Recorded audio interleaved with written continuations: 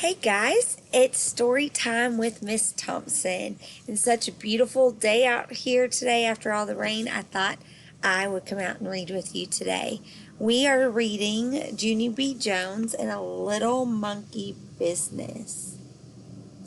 So we finished off chapters 5 and 6 yesterday, and Junie B. Jones was getting stuff from her best friends. Why were they giving her stuff? That's right, because she has a surprise. And what was her surprise? Her secret. She has a new baby brother, but she thinks that he's a what? A real live monkey, doesn't she? Why does she think that? Why do you think she thinks her little brother's a real live monkey? That's right, because her grandma made a comment, didn't she? And she didn't quite understand it, did she? So we're going to see what happens today in chapter 7 and 8. Chapter 7 is called Some School Words. I wore my brand new things back to room 9. They looked very beautiful on me, except my new pink high tops were too big, and my feet were very sliding around in there. Before I sat down, I looked at Lucille's red chair. Then I tapped on her. "I'm sorry, Lucille," I said, "but red is my favorite color, and so I would like that chair of yours, I think." Lucille looked very upset at me. "But red is my favorite color too, Junie B." I patted her. "I know, Lucille," I said nicely, "but you still must give it to me. It's the rules." And so she did. "Now I'm the winner for sure, aren't I?" she asked. I made my shoulders go up and down. "I don't know, Lucille," I said. "That Grace said she might have some cash in her purse." After that, Mrs. passed out construction paper, and we cut out autumn leaves for our bulletin board. Autumn is a school word for fall. We sprinkled our leaves with shiny glitter. Also, I sprinkled glitter in my hair, and I pasted some to my eyebrows. Then Mrs. confiscated my shiny glitter jar. Confiscate is the school word for yanked it right out of my hand. Just then Mrs. Guzman knocked on our door, and she came into the room with our milk and cookies. "Hooray, hooray for Mrs. Guzman," I shouted at her. "Guess what, Mrs. Guzman? I get 3 snacks today. See, I have 3 snack tickets." Mrs. walked over to my chair. She stared down at me. "How did you get 2 extra tickets, Junie B?" she asked. "Did you find them on the playground?" Then she took my 2 extra tickets away, and she held them way high in the air. "Did anyone lose their snack tickets today?" she said to the class. "No," I hollered. "Those are my tickets. Lucille and Grace gave them to me." Mrs. raised her eyebrows. "Lucille, did you give Junie B your snack ticket today?" she asked. "Yes," said Lucille. "That's because she made me." "No, I did not, you dumb Lucille," I said. "I did not make you." Mrs. said, "Be quiet," to me. She folded her arms. "Grace, did you give your snack ticket to Junie B too?" Then that Grace started to cry because she thought she was in trouble. Mrs. tapped her foot. "Please come get your snack ticket, Grace," she said. And so then that Grace walked to my table in just her socks. And Mrs. made squinty eyes at her feet. "Where are your shoes, Grace?" she asked. That's when big fat baby Grace started crying very harder, and she pointed at her shoes. Mrs. peeped under my table. "Junie B. Jones," she hollered, "why are you wearing Grace's shoes?" Mrs. sounded dangerous. Because I said, kind of scared. "Because why?" said Mrs. "Because it's the rules," I explained. Then Mrs. bended down very close to my ear. "What rules?" "The rules for who get to be the first one to see my monkey brother," I said. Mrs. rolled her eyes way back in her head. "Put your own shoes back on and come with me, young lady," she said. Then me and her walked into the hall together, and she made me tell her what happened on the playground. After that, I had to give Lucille back the locket and the sweater with the Scotty dog on it, and I had to give Grace back the real genuine fake ring from cereal. Then Mrs. wrote a note, and she said for me to take it to the office. The office is where the boss of the school lives. His name is Principal. Yes, but I don't think I would like to go there today, I said, or else my mother might get mad at me. Mrs. tapped her foot. Then she took hold of my hand.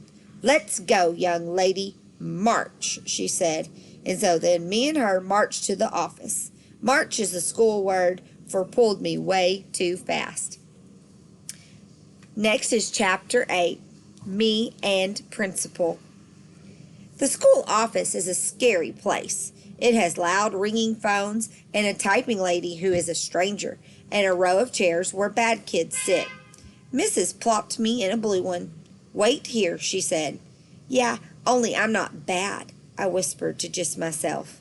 Then I put my sweater on my head so nobody would see me in the bad kid's chair. After that, I peeked down my long sweater sleeve, and I saw Mrs. out of my handhole. She was knocking on Principal's door. Then she went in there, and my heart felt very pumpy because she was tattletelling on me, I think. After a while, she came out again. Principal came with her. Principal has a baldy head which looks like rubber. Also, he has big hands and heavy shoes and a suit made out of black. Could I see you in my office for a minute, Junie B., he said. And so then I had to go in there all by myself, and I sat in a big wood chair, and Principal made me take the sweater off my head. So what's this all about, he said. Why do you think your teacher brought you down here today? Because, I said very quiet. Because why? Said Principal. Because that Grace shot off her big fat mouth, I explained. Then Principal folded his arms, and he said for me to start at the beginning. And so I did. First, I told him about how I spent the night at my grandpa's house. We had delicious waffles for breakfast, I said, and I had 5 of them. Only my grandpa didn't know where I put them all, except I put them way in here. Then I opened my mouth and showed Principal where my waffles went.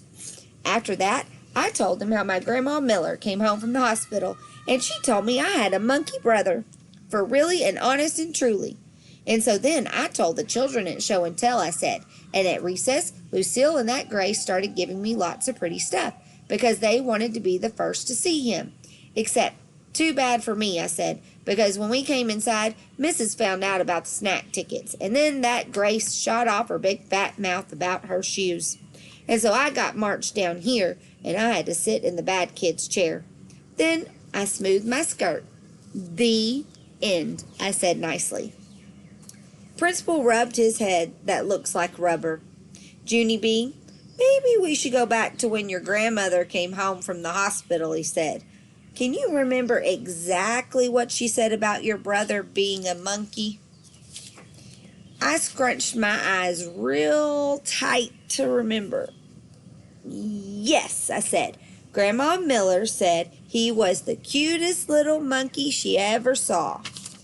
Then Principal closed his eyes. Ah, he said kind of quiet. Now I get it. After that, he smiled a little bit. You see, Junie B., when your grandmother called your brother a little monkey, she didn't mean he was a real little monkey. She just meant he was, well, cute. I know he's cute, I said. That's because all monkeys are cute. Except for, I don't like the big kind that can kill you. Principal shook his head. No, Junie B., that's not what I mean. I mean, your brother isn't really a monkey at all. He's just a little baby boy. I made a frowny face. No, he's not a little baby boy, I told him. He's a real, alive baby monkey with black, hairy fur and long fingers and toes. You can ask my Grandma Miller if you don't believe me. And so guess what Principal did then? He called her, that's what. He called Grandma Miller right up on the phone. And then he talked to her, and then I talked to her too. Hey, Grandma, I said very shouty. Guess what happened down here? Principal said that my baby isn't a real live monkey. Only he is, 'cause you told me that, remember? You said he was a monkey, for really and honest and truly. Then Grandma Miller said she was very sorry, but she didn't mean he was a real monkey. She just meant he was cute, just like Principal explained to me. And so then I felt very droopy inside. Yeah, only what about all of his black hair and his long fingers and toes, I said. And what about his bed that looks like a cage? And the wallpaper with his jungle friends on it? But Grandma Miller kept on saying that my new brother was just a regular cute baby. And so finally, I didn't want to talk to her anymore, and I hanged up the phone. Then I bended my head way down, and my eyes got a little bit of wet in them. Man, I said very quiet. After that, Principal gave me a tissue, and he said, "I'm sorry" to me. Then he held my hand, and me and him walked back to room 9. So, what did you think about chapter 7 and 8 today? Yeah, was she a little bit disappointed? She got a little bit confused, didn't she? All right, guys, we have one more chapter left tomorrow to see what happens. Chapter 9, Pigs and Ducks and Stuff. Have a great evening. I'll see you tomorrow. Miss Thompson loves and misses you. Bye.